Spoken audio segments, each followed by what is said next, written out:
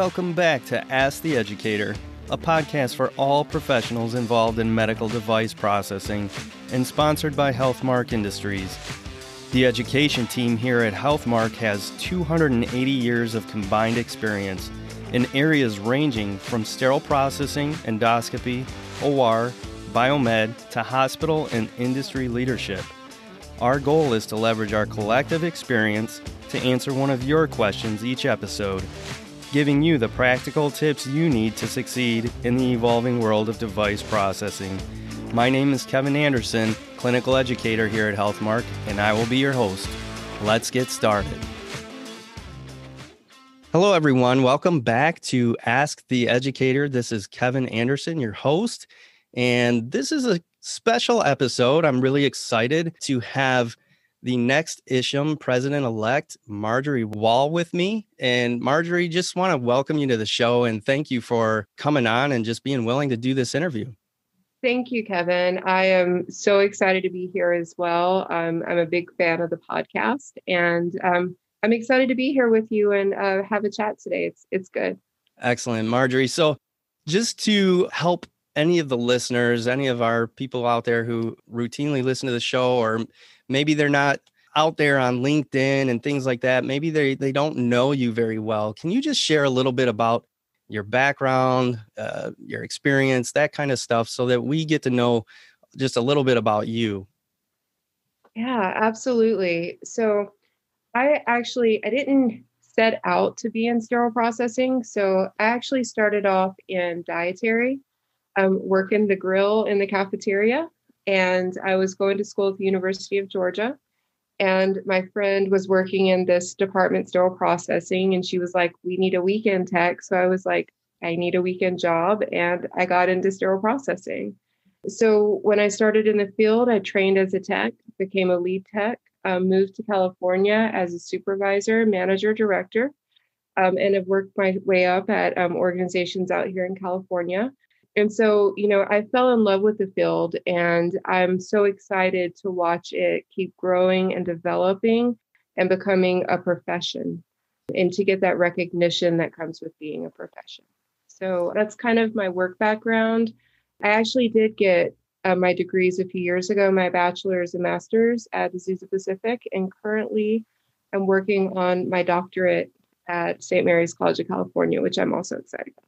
Wow, you have a lot on your plate. And one thing I just want to say, just off the top of my head, from hearing about your background, what an inspiration to other people, in that, you came from dietary and helping out in the kitchen and just kind of steadily but consistently moving your way up the ladder into sterile processing and all of those things. And I think that is pretty spot on and reminiscent of so many people in our industry. And that's why I think it's so cool, especially that, you even went on to get degrees and then now an advanced degree. I mean, what a great example you're setting for people. And so congratulations on that, obviously. But I also want to learn a little bit about, your current role too. You're going to be president-elect soon, the way I understand how it works. But currently, you have been on the board of directors for IAHCSMM. So I'd like to hear a little bit about what that experience is like. What highlights may you share with the listeners about your experience as a board member even? Yes. So I joined the IAHCSMM board of directors 2 years ago. And I remember going to my first board meeting, and I felt like I was in the presence of these just really amazing people in the industry. They were brilliant, had these amazing insights. And, we came together as a team to try to figure out where to take IAHCSMM, how to build our strategy for the organization, what we were going to do to help represent the membership and, promote the industry, promote professionalism, and really move IAHCSMM to where it needs to be. So it was really exciting and, definitely a little intimidating, to be honest with you. But they're great people, the board, really good people there. And so we did work on several initiatives. We were planning conferences, and as well as we worked on some of the podcasting and educational plans, the certifications, that sort of thing. And we had a lot of initiatives that kind of got put on hold during the pandemic. But, also during the pandemic, we were able to lean in and help support the industry with how to move forward with N95 reprocessing and a lot of those other really tough decisions that we had to make. We did a lot of town halls and information sessions, that sort of thing, to really help everyone educate themselves and get to where they needed to be. The thing that I'm most proud about, though, is our ISHM strategy, which is we've got some really big things that are going to be coming out over the next year that I think there's going to be some big announcements in the next week or two that are going to be really industry changing and are really exciting. So big stuff is coming. Wow. Well, that is something that for me personally, I'm already looking forward to. And, all those things that you mentioned, I mean, thinking back even just on that past year and all that the industry has gone through with the pandemic and people probably losing employees, but then having this new demand for reprocessing PPE and having to try and support them through that as information constantly was changing. What a great responsibility, what a great challenge, but what a great responsibility to be a part of. And that's the kind of stuff that I wanted people to understand, that you don't have to necessarily be that rock star or whatever. This could be anybody. This could be anybody who's out there in the field right now who just wants to step up and help. And that's the kind of stuff that you end up helping with as a board member of ISHM, or maybe the next president-elect, depending on how things go for you or what your ambitions are. But what cool things to be a part of, and what a great experience to draw from for your career and your trajectory going forward. Obviously, now you're going to be a big part of whatever that revolutionary thing is that we're all going to be looking forward to now. And hopefully we'll be able to do a podcast on that as well in the near future. But without spoiling it right now, we'll wait patiently. But getting into your next role, like we mentioned earlier, you're going to be president-elect soon for ISHM. Your role is probably going to change, I imagine, but I just wonder, obviously you have ideas of how you're going to change things, and maybe this is leading you down the road of trying to not tell everybody what those big announcements are, but hopefully you can kind of explain this answer without giving away your big news. But what do you think ISHM's views right now, or your own personal views, or what are the biggest challenges in the industry today? That's a really great question. And I'm going to answer it. But before I do, I love what you said. We need people to be able to step up and to do things in the industry, whether it's serving on boards, serving on committees, all of those different things. We need people with that passion and that drive to make things better. So if people are interested and they want to put themselves out there, give ISHM a call. We're looking for volunteers. Come join our team, come help us. We want you. So I just wanted to say that. Yes. But so to get back to your question, though, so I think there's definitely opportunities in the field. The first one that I'm going to say is unity. As an industry in our work environments, we know how hard it is. We know power dynamics in our organizations. We know the struggles of not being recognized as a profession or a professional.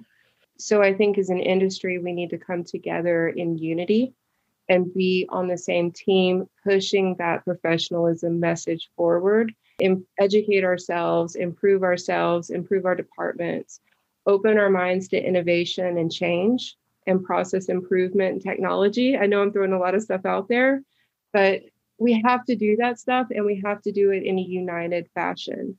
And if we don't do that, then we're going to keep running into those barriers where key stakeholders don't recognize us as the professionals that we are. And we continue to get underfunded or under-resourced so that we're not able to safely support patient care, which is what a lot of hospitals run into. So I think that's the biggest barrier, is getting ISHM and ISHM members recognized as the professionals that they are. And I think unity is a big piece of how we're going to get there.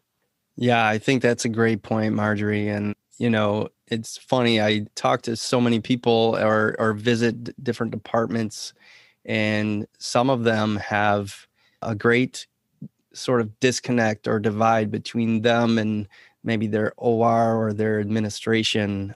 And then there's those rare few that seem to have a lockstep with their sterile processing leader and their OR manager and maybe even their surgical services director.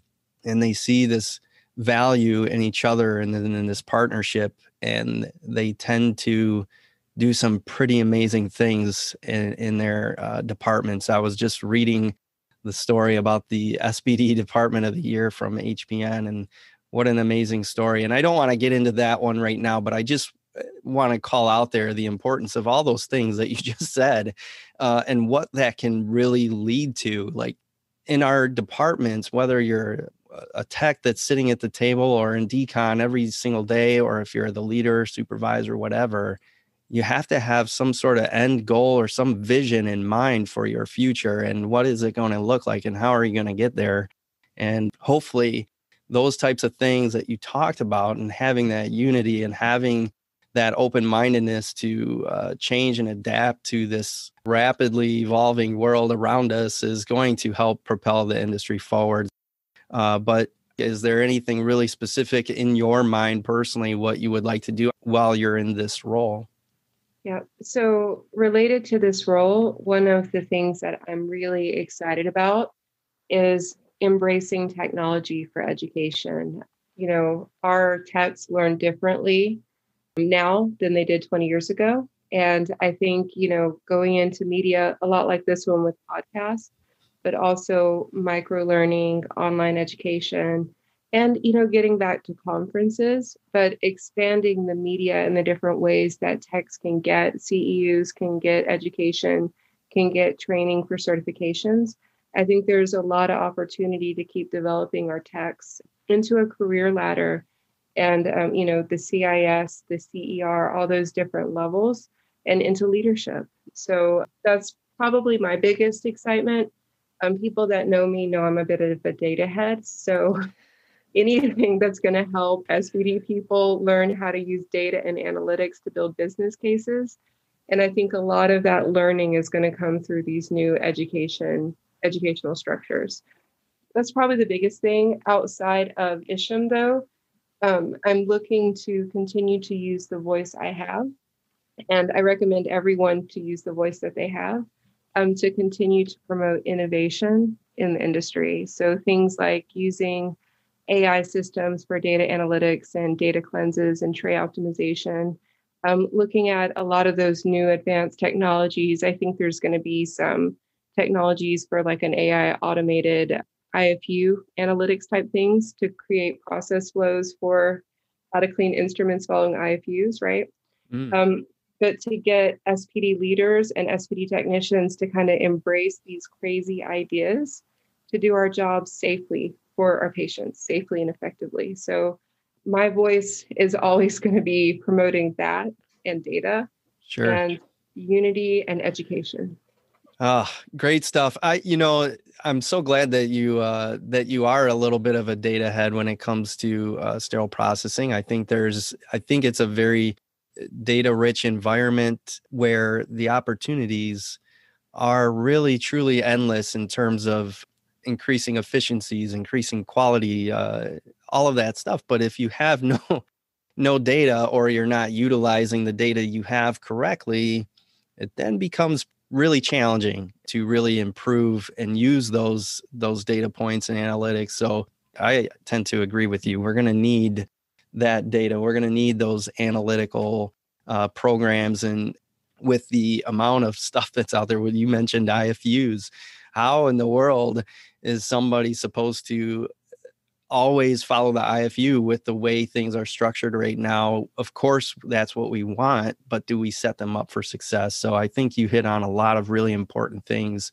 that we're going to need tools wise moving forward. And, unfortunately, I'm also kind of a sports person, but data is huge in sports. And because sports is an entertainment business, they get all kinds of revenue and funds to fund their data and their analytics programs. We don't. And so we need to change that. We need to figure out how we can help people justify those expenses and those resources in their facility. So I'm glad you brought all that up. I wanted to give you a chance as well to just kind of have some, last words or parting words, the last sort of message to any listeners out there. What advice could you offer them? Yep. So a couple things, but probably the most important is I'll share kind of my life motto, my life statement, if I can. Sure. I heard this from my boss back in Georgia when I was a tech. And this was back when I was questioning my own ability to be a lead tech or my own ability to be a supervisor. And the words she said to me back then was, sometimes you have to take a leap and build your wings on your way down. So you can't be afraid of risk and you can't be afraid of developing yourself. So, take those chances, put yourself out there on social media, educating people, sharing your vision, your thoughts for how to make things better. Put yourself out there, educate yourself, whether it's through CEUs, advanced certifications if you're not certified, and college. There's very affordable ways to go to college. And, you have to educate yourself, learn how to use analytics, learn how to use Excel and Tableau and some of those other technology things. And then, take that risk to put yourself out there for those roles where, they are a good fit with you and you will be able to start making that impact that you really want to make. Everybody starts as a tech. We just have to develop ourselves and give ourselves the faith in ourselves that we can do that. We can step above where we're at to be better. Well, I can't say anything bad about that advice. I love the fact that you are encouraging people to invest in themselves. Education is a great one. I know, and these sterile processing techs are not getting paid what they're worth or whatever. This is not a secret, but there are many health systems out there that are providing reimbursement for college courses. Many of them are providing reimbursements for certifications and things like that. Take advantage of these things. These are like extra dollars that they are giving you, and take advantage of every single one. So great advice, Marjorie. What a pleasure to have you on. I feel like it went a little too fast. Unfortunately, we are out of time. I just really appreciate you coming on and sharing a little bit about yourself and a little bit about your vision for the future. So thank you. Yeah. Thank you for having me on. Again, I'm a big fan of this podcast. You do such a good job. And you have great followers out there that I know are just going to do amazing things. So thank you so much for having me on today. That wraps up our interview with this year's IAHCSMM President-Elect, Marjorie Wall. It was really great to get to know Marjorie a little bit and to learn that IAHCSMM has some big plans in store for us this year and going forward into the future. I want to thank you all for listening, and as a reminder, please subscribe to our podcast on Apple Podcasts, Spotify, Google Podcasts, or wherever you listen to podcasts.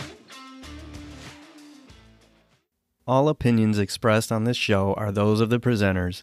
Before using any medical device, it is important to review the device manufacturer's instructions for use.